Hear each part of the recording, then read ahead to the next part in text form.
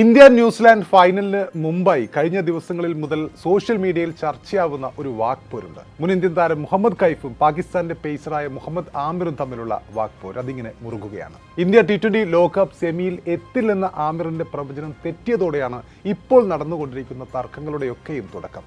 സത്യത്തിൽ നമുക്കറിയാം, ഈ T20 ലോകകപ്പിൽ ഇന്ത്യ സെമിയിൽ എത്തില്ലെന്ന പ്രവചനം പാളിയതോടെ വലിയ ട്രോളുകളാണ് മുഹമ്മദ് ആമിറിന് നേരിടേണ്ടി വന്നിരിക്കുന്നത്. ഗ്രൂപ്പ് ഘട്ടത്തിലെ പ്രകടനവും സൗത്ത് ആഫ്രിക്കയ്ക്കെതിരായ തോൽവിയും കണ്ടുകൊണ്ടാണ് ആമിർ ഇന്ത്യ സെമി ടിക്കറ്റ് എടുക്കില്ലെന്ന് ആ സമയത്ത് ഉറപ്പിച്ചങ്ങ് പറഞ്ഞത്. എന്നാൽ സഞ്ജു സാംസന്റെ ഇന്നിംഗ്സിന്റെ ഫലത്തിൽ വിൻഡീസിനെ തോൽപ്പിച്ചുകൊണ്ട് ഇന്ത്യ സെമിയിലേക്ക് എത്തുകയും ചെയ്തു. എന്നിട്ടും ആമിർ പ്രവചനം നിർത്താൻ തയ്യാറായിരുന്നില്ല. സെമിയിൽ ഇംഗ്ലണ്ടിനെതിരെയും ഇന്ത്യ ജയിക്കില്ലെന്ന് അദ്ദേഹം പ്രവചിക്കുന്നു, അതും പാളുന്നു. അതിനുശേഷം തന്റെ പ്രവചനത്തെ ന്യായീകരിക്കാനും ആമിർ തന്നെ രംഗത്ത് വരുന്നു.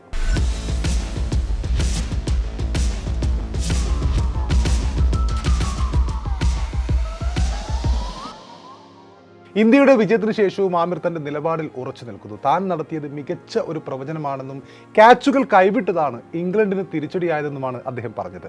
ഞാൻ ക്രിക്കറ്റിനെ കുറിച്ചാണ് സംസാരിക്കുന്നത്. ഈ മത്സരത്തിൽ ഇന്ത്യ മികച്ച ക്രിക്കറ്റ് തന്നെ കളിച്ചു. അവരുടെ കളി അംഗീകരിക്കുന്നു. ഞാൻ മികച്ച പ്രവചനമാണ് നടത്തിയത്. പക്ഷേ മൈതാനത്ത് ക്യാച്ച് നഷ്ടപ്പെടുത്തുന്നത് എൻ്റെ കയ്യിലുള്ള കാര്യമല്ല.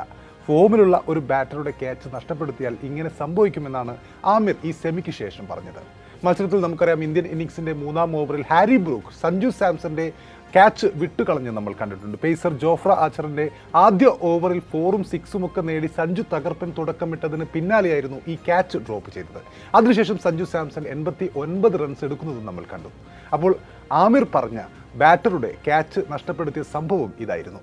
ഈ ലോകകപ്പിന്റെ തുടക്കത്തിൽ തന്നെ നമുക്കറിയാം, T20 ലോകകപ്പിന്റെ സെമി ഫൈനലിൽ ഇന്ത്യ എത്തില്ലെന്ന ആമിറിന്റെ പ്രവചനം ആ സമയത്ത് തന്നെ ശ്രദ്ധിക്കപ്പെട്ടിരുന്നു. അതിനുശേഷം അഭിഷേക് ശർമ്മ വെറുമൊരു സ്വാഗർ മാത്രമാണെന്നും ലോകകപ്പിൽ ഫോമാമില്ലെന്നും ആ സമയത്ത് ആമിർ പറഞ്ഞിരുന്നു. എന്നാൽ വെസ്റ്റ് ഇൻഡീസിനെയും തകർത്തുകൊണ്ട് ഇന്ത്യ സെമിയിലെത്തിയ സമയത്ത് തന്നെ ആമിറിന്റെ പ്രവചനങ്ങളെ തുടക്കം മുതലേ ശ്രദ്ധിച്ചിരുന്ന മുൻ ഇന്ത്യൻ താരമായ നമ്മുടെ ഇന്ത്യയിലെ ഏറ്റവും മികച്ച ഫീൽഡർമാരിൽ ഒരാളായ മുഹമ്മദ് കൈഫ് ആ സമയത്ത് ആമിറിനെതിരെ രംഗത്ത് വന്നിരുന്നു. വാർത്തകളിൽ നിറഞ്ഞു നിൽക്കാൻ വേണ്ടിയാണ് മുഹമ്മദ് ആമിർ ഇങ്ങനെയൊക്കെ പറയുന്നതെന്നും പാകിസ്ഥാൻ താരങ്ങളുടെ ഇത്തരം അഭിപ്രായങ്ങൾക്ക് ആരാധകർ വില നൽകേണ്ടതില്ല എന്നുമായിരുന്നു മുഹമ്മദ് കൈഫിന്റെ തുറന്നടിക്കൽ. അതോടെ ശ്രദ്ധ പിടിച്ചു പറ്റാൻ ശ്രമിക്കുകയാണെന്ന കൈഫിന്റെ ഈ പരിഹാസത്തിന് കടുത്ത ഭാഷയിൽ മറുപടി നൽകി ആമിറും രംഗത്തെത്തി. തന്റെ യൂട്യൂബ് ചാനലിലൂടെയാണ് ആമിർ കൈഫിന് ആ സമയത്ത് മറുപടി നൽകിയത്. കൈഫിന്റെ ക്രിക്കറ്റ് കരിയറിനെ അധിക്ഷേപിക്കുന്ന തരത്തിലായിരുന്നു ആമിറിന്റെ പ്രതികരണം. മിസ്റ്റർ കൈഫ്, നിങ്ങളുടെ സ്റ്റാറ്റിസ്റ്റിക്സ് ഞാൻ പരിശോധിച്ചു. IPL-ലാകെ 29 മത്സരങ്ങൾ മാത്രമാണ് നിങ്ങൾ കളിച്ചത്. സ്ട്രൈക്ക് റേറ്റ് ആവട്ടെ വെറും 103 ആണ്. ഞാൻ ശ്രദ്ധ പിടിച്ചു പറ്റാൻ ഇന്ത്യയെക്കുറിച്ച് സംസാരിക്കേണ്ട കാര്യമില്ല. ഞാൻ 350-ലേറെ T20 മത്സരങ്ങൾ കളിച്ചിട്ടുണ്ട്.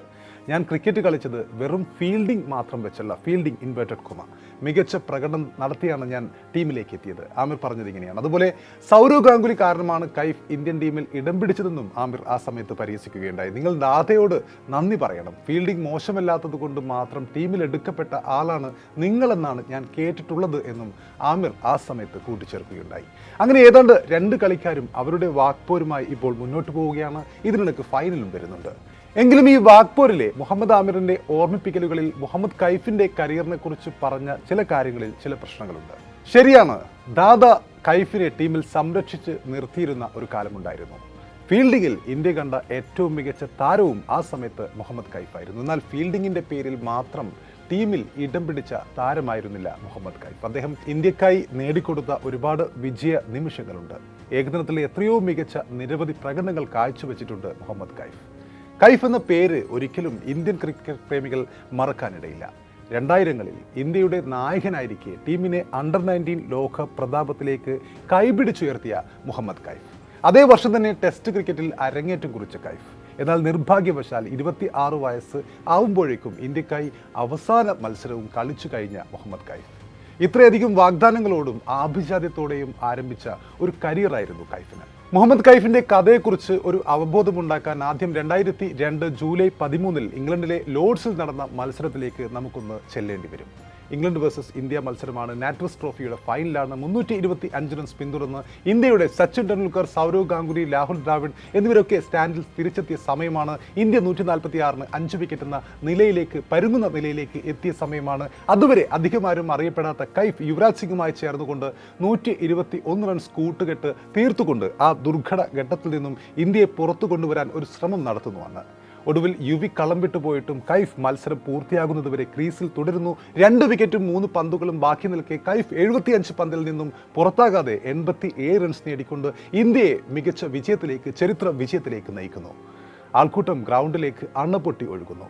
സന്തോഷവാനായ ക്യാപ്റ്റൻ സൗരവ് ഗാംഗുലി ലോർഡ്സിലെ ബാൽക്കണിയിൽ നിന്നുകൊണ്ട് തൻ്റെ ജേഴ്സി ഊരി ഫ്ലിൻഡോഫിന് ചുട്ട മറുപടി നൽകുന്നു. അതിനു മുമ്പത്തെ ടൂർണമെൻറ്റിൽ ഫ്ലിൻഡോഫ് ഇന്ത്യയിൽ വന്നുകൊണ്ട് ഇതേപോലെ തൻ്റെ ജേഴ്സി ഊരിക്കൊണ്ട് ആഘോഷിച്ച ഒരു സമയമുണ്ടായിരുന്നു. അതിനുശേഷം ഗ്രൗണ്ടിലേക്ക് ഓടിയെത്തി കൈഫിനെ മാറോട് ചേർക്കുന്നു സൗരവ് ഗാംഗുലി. ഗ്രൗണ്ടിലേക്ക് അണപൊട്ടി ഒഴുകിയ ഒരു ദീർഘാലിംഗനത്തിൽ അവർ മുഴുകുന്നു.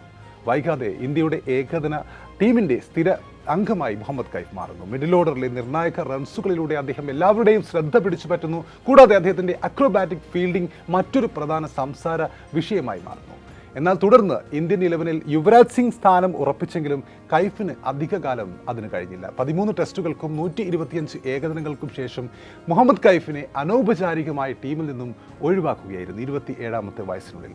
186 മത്സരങ്ങളിൽ നിന്നും 10,229 റൺസ് നേടിയ ഒരു മികച്ച ഫസ്റ്റ് ക്ലാസ് കരിയർ ഉണ്ടായിരുന്നിട്ട് പോലും അദ്ദേഹത്തിന് പിന്നീട് ഇന്ത്യൻ ടീമിലേക്ക് തിരിച്ചെത്താൻ കഴിഞ്ഞില്ല. മാനേജ്മെൻറ്റുകൾ മാറുമ്പോൾ മനോഭാവങ്ങളും മാറുന്നു എന്നതായിരുന്നു കൈഫിൻ്റെ കരിയറിൽ വില്ലനായത്. സൗരവ് ഗാംഗുലി ജോൺ റൈറ്റ് സഖ്യം കൈഫിൽ കാണിച്ച ആത്മവിശ്വാസം പിന്തുടർന്നു വന്ന കോച്ച് ഗ്രെഗ് ചാപ്പലോ അല്ലെങ്കിൽ ചീഫ് സെലക്ടർ ദിലീപ് വെങ്സാർക്കറോ അവരുടെ തീരുമാനങ്ങളിൽ ഒരിക്കലും ഉണ്ടായിരുന്നില്ല. കൈഫിനൊരു പിന്തുണ ഉണ്ടായിരുന്നില്ല. ചാപ്പലിൻ്റെ വരവ് സൗരവ് ഗാംഗുലിയെ പോലെ ഗാംഗുലിയുടെ വിശ്വസ്തന്മാരെയും ബാധിച്ചിരുന്നു. അവർ കൈഫിനെ കൂടുതൽ സമ്മർദ്ദത്തിലാക്കിയിരുന്നു. പരാജയത്തിലേക്ക് നീങ്ങുന്ന ഒരു ഘട്ടം പോലും ഉണ്ടായിരുന്നു. ഒരു അവസരത്തിൽ സ്വന്തം ഫീൽഡിംഗ് കഴിവിൽ പോലും ആത്മവിശ്വാസം നഷ്ടപ്പെട്ടു എന്ന് കൈഫ് തുറന്നു പറഞ്ഞിട്ടുണ്ട്. ചാപ്പലിൻ്റെ കോച്ചിങ് കാലത്തായിരുന്നു അത്. അദ്ദേഹം എൻ്റെ ഫീൽഡിംഗ് സാങ്കേതികതയെ ചോദ്യം ചെയ്തു. ഇത് എന്നെ ആശയക്കുഴപ്പത്തിലാക്കി. അടുത്ത മത്സരത്തിൽ തന്നെ ഞാനൊരു ക്യാച്ച് താഴെയിടുകയുണ്ടായി. കളിക്കാർ അവരുടെ പ്രകടനങ്ങളിൽ ശ്രദ്ധ കേന്ദ്രീകരിക്കുന്നതിനേക്കാൾ കൂടുതൽ പരസ്പരം കുറ്റങ്ങൾ തേടുന്ന ഒരു അന്തരീക്ഷം ഗ്രെഗ് ചാപ്പൽ ആ സമയത്ത് ടീമിൽ സൃഷ്ടിച്ചു എന്നാണ് കൈഫ് പിന്നീടൊരിക്കൽ പറഞ്ഞത്. അതായത് ഇന്ത്യ കണ്ട ഏറ്റവും മികച്ച ഫീൽഡറുടെ ക്യാച്ചിങ് സാങ്കേതിക വിദ്യയെക്കുറിച്ചാണ് അന്ന് ഗ്രെഗ് ചാപ്പൽ ചോദ്യം ചെയ്തതെന്ന് ഓർക്കണം. സത്യത്തിൽ ഇന്ത്യൻ ക്രിക്കറ്റിൻ്റെ മുഖം എന്നേക്കുമായി മാറ്റിയ സൗരവ് ഗാംഗുലിയുടെ കീഴിലുള്ള ഒരു യുഗത്തിൻ്റെ ഭാഗമായിരുന്നു മുഹമ്മദ് കൈഫ്.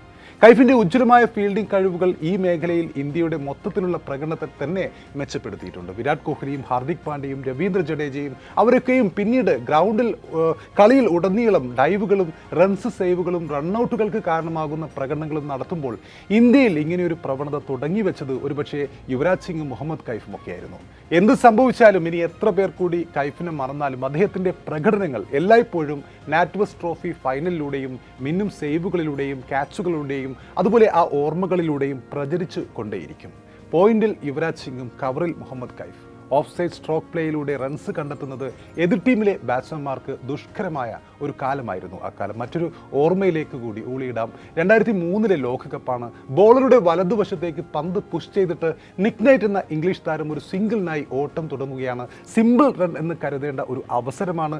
അസാധാരണമായ വേഗത്തിൽ പക്ഷേ ഓടിയെത്തുന്ന ഒരു ഇന്ത്യൻ ഫീൽഡർ പന്ത് വലത് കൈകൊണ്ട് ക്ലീനായി കളക്ട് ചെയ്തതിനു ശേഷം മുന്നിലേക്ക് ഡൈവ് ചെയ്യുകയും അതേ മോഷനിൽ തന്നെ അയാൾക്ക് വിസിബിൾ ആയിരുന്ന ഒരേ ഒരു സ്റ്റെമ്പിന് നേരെ റിലീസ് ചെയ്യുകയും ചെയ്യുന്നു. അനായാസ സിംഗിൾ എന്ന് കരുതി ഓടിത്തുടങ്ങിയ നിക് നൈറ്റ് അവിശ്വസനീയതയോടെ പുറത്തേക്ക് നടക്കുമ്പോൾ മുഹമ്മദ് കൈഫ് എന്ന ഫീൽഡർ ആഘോഷിക്കപ്പെടുകയായിരുന്നു അന്ന്. ആരാധനയോടെ അവിശ്വസനീയതയോടെ കൂടിയാണ് ഒരു ജോണ്ടി റോഡ്സിനെ കണ്ടിരുന്ന പോലെ ഒരു കൂട്ടം ആരാധകർക്ക് ആഘോഷിക്കാൻ അവരുടെ സ്വന്തം ലോകോത്തര ഫീൽഡർ അന്ന് അവതരിക്കുകയായിരുന്നു. പാകിസ്ഥാനെതിരെ കൈഫെടുത്ത മറ്റൊരു ക്യാച്ചുണ്ട്. ലോങ് ഓണിൽ നിന്നും ഓടി വന്ന് ഹേമന്ത് ബദാരിയെ ഇടിച്ചുകൊണ്ട് ഡൈവ് ചെയ്ത് ക്യാച്ച് എടുക്കുന്ന അതിമനോഹരമായ ഒരു കാഴ്ച. ഷോയിബ് മാലിക്കിൻ്റെ ക്യാച്ചായിരുന്നു അത്. ഇന്ത്യയുടെ പറക്കും മനുഷ്യനെന്ന് അന്നേ അദ്ദേഹം അറിയപ്പെട്ടിരുന്നു. അതെ, മുഹമ്മദ് കൈഫ് ഇന്ത്യൻ ക്രിക്കറ്റിലെ പറക്കും താരം തന്നെയായിരുന്നു. അല്ലാതെ മുഹമ്മദ് ആമിറിനെ പോലെ വാതുവെപ്പ് നടത്തി സ്വന്തം രാജ്യത്തെ ഒറ്റക്കെടുത്ത ചരിത്രമൊന്നും കൈഫിനില്ല. പ്രവചനം തെറ്റുമ്പോൾ പിന്നെയും ന്യായീകരിക്കാൻ കൈഫിൻ്റെ നെഞ്ചത്തോട്ട് കയറുമ്പോൾ ആമിർ ഇത്രയെങ്കിലും ചരിത്രം ഓർക്കേണ്ടതായിരുന്നു.